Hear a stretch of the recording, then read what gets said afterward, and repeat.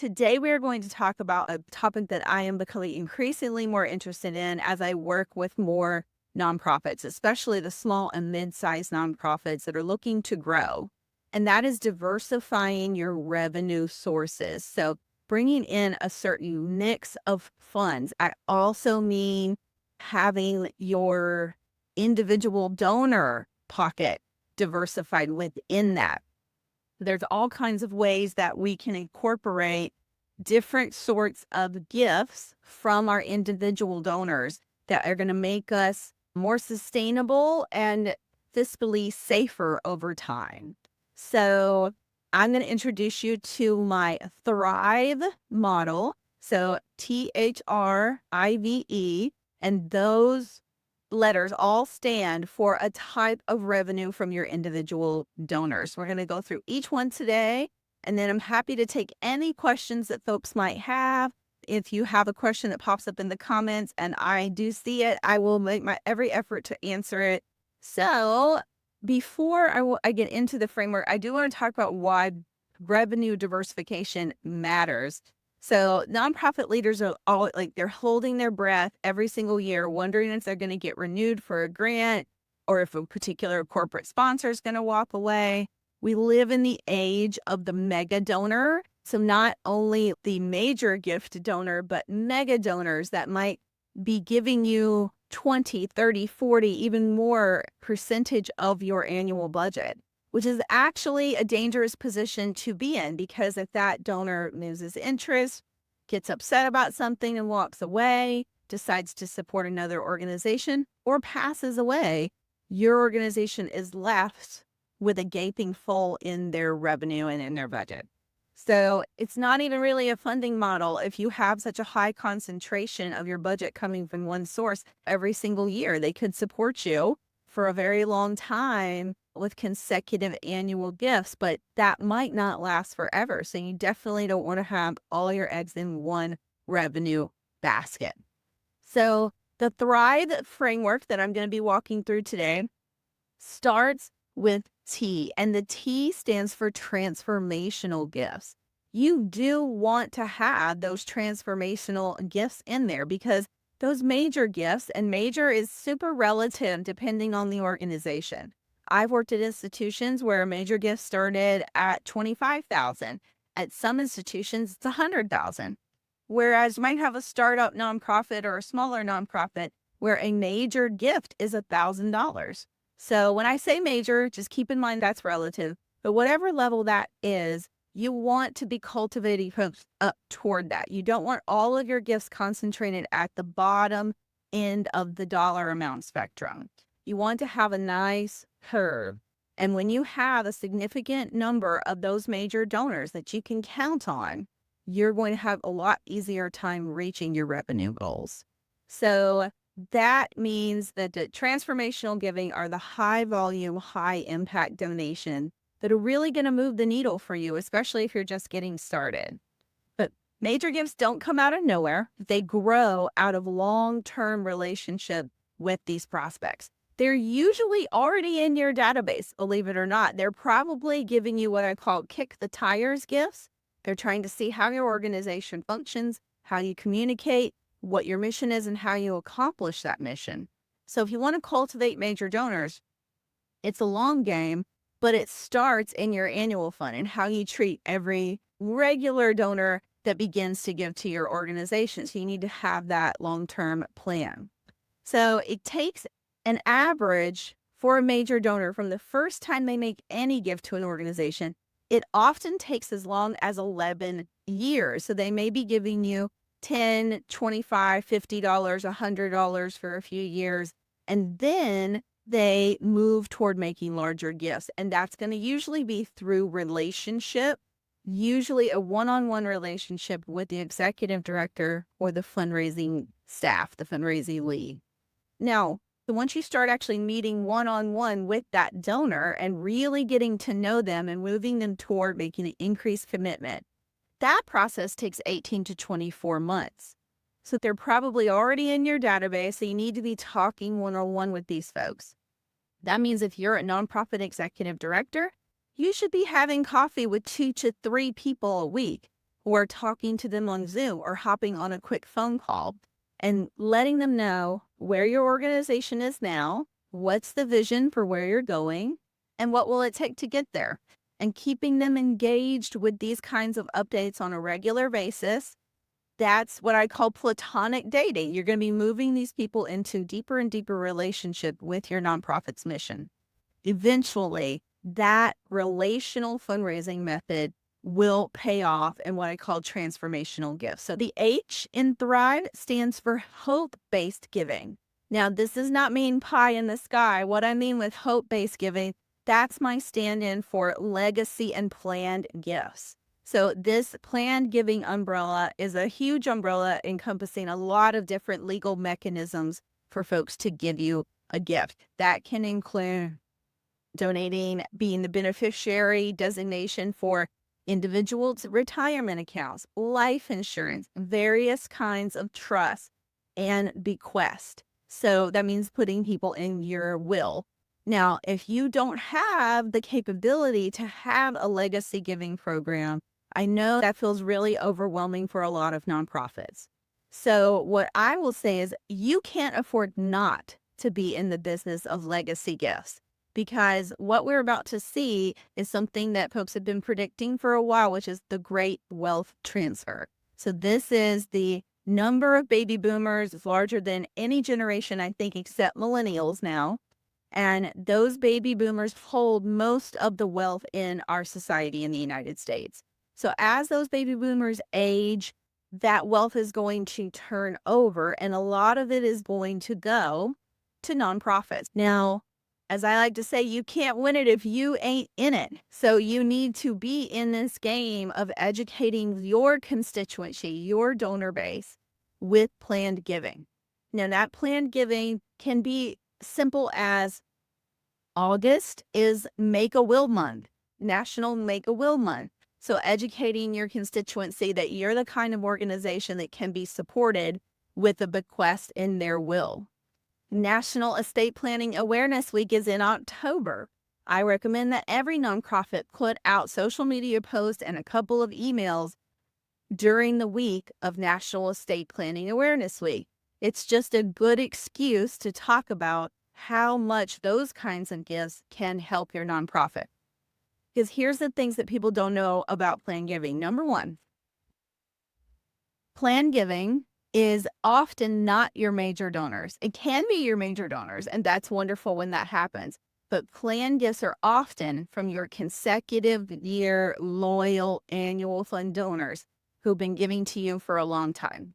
They are the most committed to the ongoing operations of your organization, and they will be the ones that will support you when they go. That often means that they're not the kind of person that you think you have to go after rich people to get planned gifts. That's not the case. Educating your entire constituency about planned giving opportunities, legacy giving, that is going to benefit your organization the most. The second interesting thing about planned giving is that planned gifts are larger, almost always larger. They're almost always the biggest gift that folks can make because they're made out of assets and not out of income. So folks that can't afford to give you more than $100 a year may be able to give you $10,000 as a bequest in their will, or $25,000 can be much more lucrative than their annual gifts were. So one of the things that does scare small nonprofits is the number and complexity of planned giving vehicles that fall under that large umbrella that we call planned giving. And what I want to say is you don't need to know everything about planned giving to get started talking about planned giving with your donors. All you really need to know about and promote to start are bequest and beneficiary designations. And the reason I picked those two, they're the most popular, they're the easiest to set up, they're the easiest to change if the donor changes their mind, and they're pretty simple. A bequest, you take some language to your attorney. The attorney incorporates it into your existing will or into your new will if you're just making one. And it lays out, I want to give X amount or X percentage of my estate to this nonprofit. and I want that money to be towards XYZ thing, XYZ program. Very simple. And if you ever want to change it, you just go back to your attorney and have them strike that part from your will. Now, if you want to do a beneficiary designation, the beneficiary designations are even more simple. Often you just contact the holder of the account. So if it's a retirement account, you contact them. If it's a life insurance policy, you call your insurance agent. You get the beneficiary designation form, and then you add that nonprofit there for whatever percentage of that it is supposed to be. And then you follow back up with the nonprofit, and the donor lets them know that they did that. So those are the two that I would focus on if I was getting started from scratch with a plan giving program. I would do promotional emails and social media posts, and even potentially a little newsletter to key donors, particularly older donors who are going to be reaching that age where they have IRAs and they need to be thinking about where all those funds are going to go when they pass. So you want to have the transformational gifts, that T, the H for the hope-based giving, because you're going to be paying it forward. Those gifts are not going to show up until 10 or 20 years from now. And your organization, if they had a plan giving program, you might even be benefiting from the work that was done 10 or 20 years ago. You should be paying that forward. You should be out there trying to get those plan gifts to support the organization well into the future. So that's our second pillar of our revenue diversification of our individual gifts. The third, the R is for retained donors. So this is where we are talking about trying to keep our donor base together and get folks to renew year after year. Now, often we think that is about, it is about getting folks to just make that next gift, meaning good stewardship. So we think that retaining our donors happens after they make the gift. I would argue that how we bring folks in matters often more. So if we're getting folks from 5Ks, from golf tournaments, these sorts of things, those folks are not going to renew every single year. They don't necessarily have an emotional or even intellectual connection to the work that you're doing. So if you want to retain your donors, you've got to get them in the right places and in the right way, and in a way that connects them emotionally, intellectually, and otherwise to what your nonprofit does and the good that you put out in the world.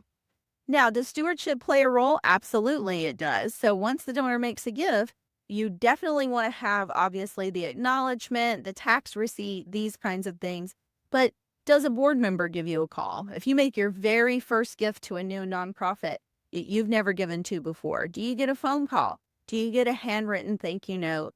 Do you get an update on what your funds went to? Do you even hear from that nonprofit after you get your confirmation that you made your gift online before the next ask? These are structures that you actually need to build, because if we're not doing this right, we're going to end up in this leaky bucket situation. 6 out of 10 donors will not renew the next year at nonprofits. That's the average. So you either have to go out and find new people or reactivate lapsed donors in order just to stay even Steven year over year. So if we want to build a strong base, we have to retain more of our donors. We have to get above 50, 60% donor retention in order to have a strong fundraising program. Okay, I stands for intake of new donors. So I these kinds of transactional things, golf tournaments.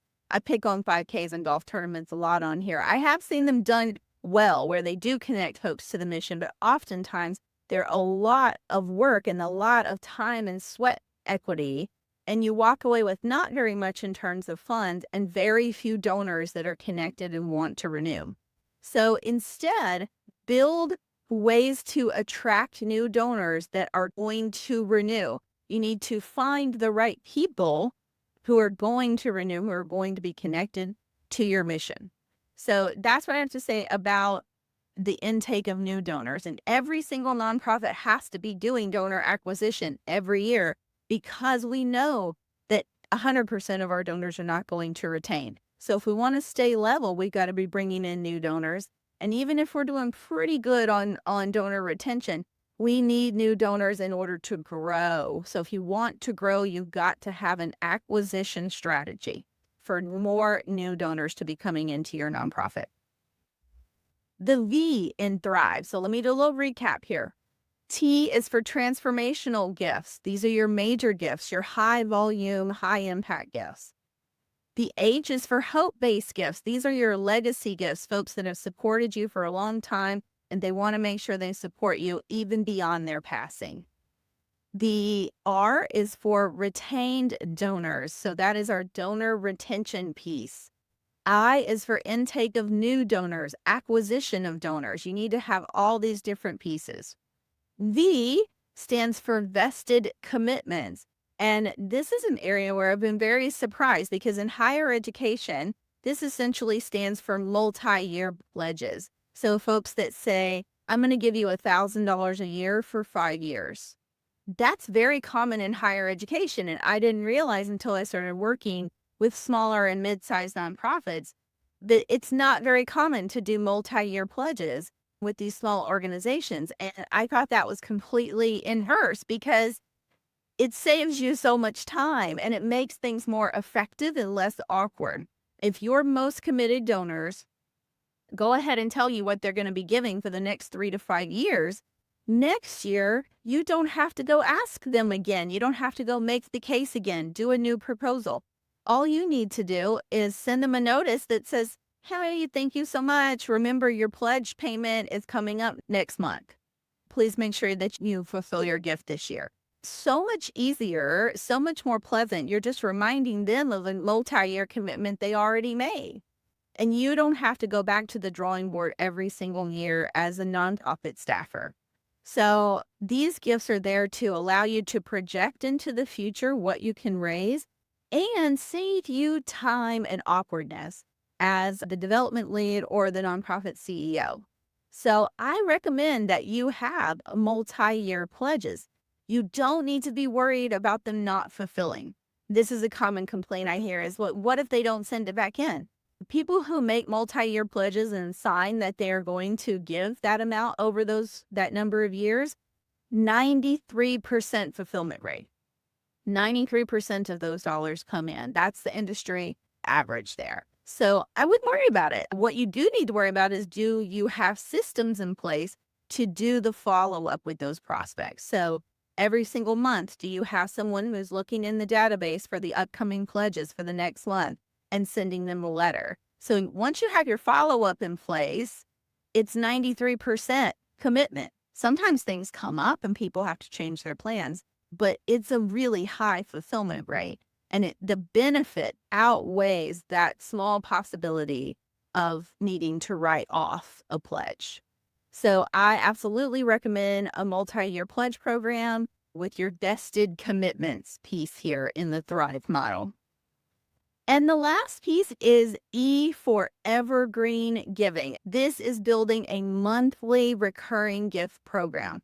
And I recommend that almost every nonprofit have a monthly recurring gift program. It means that for the donor, they set it and forget it. They can give a small amount that adds up over to monthly gift, and for you to charge that monthly gift with almost no maintenance. The only things that you really have to do to maintain your monthly giving program once you launch it and you grow it to the size that you want it to be is you need to do maintenance for people whose credit cards expire.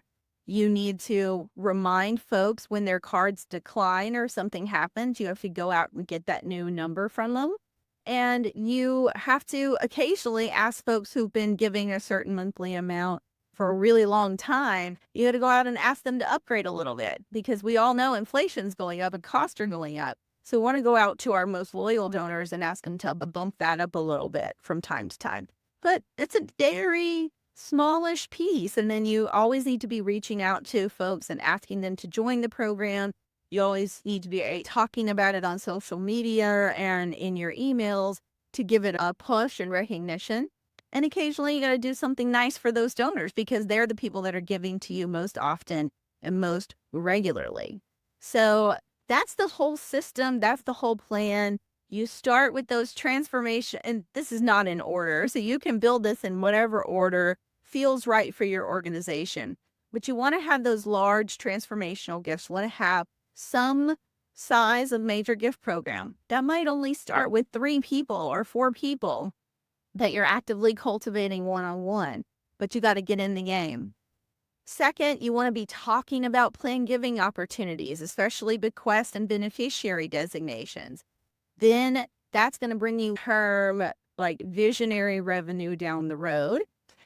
Then you want to have those twin pieces of the retention giving and the intake of new donors. So you want to make sure you have recurring donors, and you want to make sure that you are getting them from the right sources to grow your donor base over time.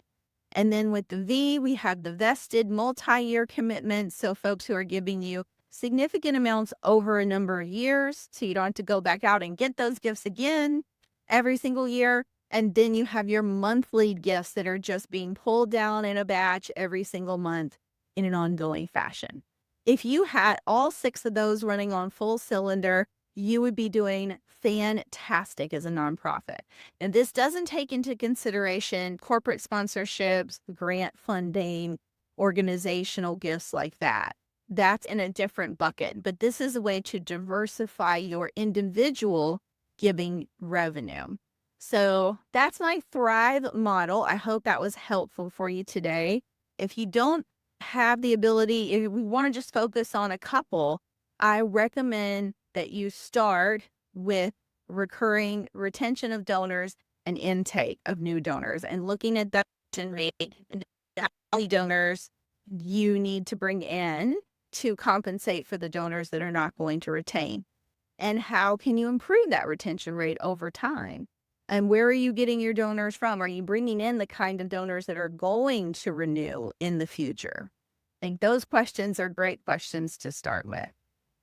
So let's see, a couple of questions that I've had on this topic. So we're a small nonprofit with just 1 development staffer. This feels overwhelming. Where do you begin? Now, my first piece would be to start with retention and intake, and those sort of work together. From there, I would probably begin to grow a monthly giving program, because that's going to immediately take your average gift up, because you're going to have folks who are giving just 1 time now giving 12 times a year. And even if that amount is lower, usually over the course of 12 gifts, it's going to be higher over the course of the year. So I would add in the monthly giving piece. From there, I would grow my multi-year pledge piece while doing that major gift work. Those two tend to work together, because a lot of your major donors are going to want to break that total amount up over a number of years. So maybe 3, maybe 5 years. Different organizations do different ones. And then I would add the plan giving piece last. But again, I wouldn't wait too long on that plan giving piece, because we have those baby boomers that are beginning to make decisions about where their estate funds are going to go when they pass. So you want to be out there doing the plan giving piece with your baby boomer donors. We don't have a major gifts program. How do we start identifying major gift prospects? First thing is, you want to go in and look at who gives to your program every single year. And then from that, how many years in a row have they been giving? And at any point, have they had an increase in their amount, what I call stepping up, right? So if for a while they started and they were like at $10, $25, and then all of a sudden they went to $500. That's what I call hand-raising behavior. Hey, look at me. If you see this amongst your donor population, that's somebody you should call. That's someone that you should be talking to. And you should be assessing for their affinity to your cause. If they've been giving for a long time, they absolutely would have affinity. And when you go to meet them, you can begin to assess their capacity, their financial capacity. Good things to look at: do they support other organizations? A lot of times we feel like if they support other organizations like ours, that's a bad thing. That it's more true that if they are supporting organizations similar to yours, they're very invested in this cause. And so they actually have a higher affinity. And if they have capacity, that capacity is not diminished by giving one organization more or less. they can still support your organization. Don't stay away just because they support another organization that's similar to yours. So that's where I would start. I would look at who's been giving the longest consecutively, or at least close to consecutively. If they miss a year or two, don't count them out. And then have they engaged in any sort of hand-raising behavior where they've had similar level gifts for a while and then they bumped up for some reason? I would be calling them. I'd be making connection calls and saying thank you and talking them through what their support means and where are you now? Where are you going as an organization? And what will it take to get there? What will it take to achieve that vision long term? I hope that this has been helpful today to begin the conversation about diversification of revenue for nonprofits. It's definitely something that a lot of nonprofits need to take a look at so that they can be less vulnerable over time. We want your organization to not be worried all the time about going into a deficit on your budget or not having the funds there. We want to get you out of that stressful cycle so that you know where the funds are coming from. You charge your monthly giving gifts every month. You check on your multi-year pledges and you're reminding them. And then you're building relationships consistently going forward with your major donor and your planned gift prospects. So it can absolutely be done, and work can be less stressful and more fun because you are working with folks that really care deeply about your mission and your cause. And they're here to see the support. They're standing on this side with you going, hey, we're partners and let's do this work together. If you need any help with your fundraising, please DM me, ask me questions on my videos, and let me know if I can assist you in any way. If you think that you might need some help from a consultant as to how to get started with this revenue diversification process, you can sign up for a complimentary discovery call at realdealfundraising.com/book a call, BOOKACALL.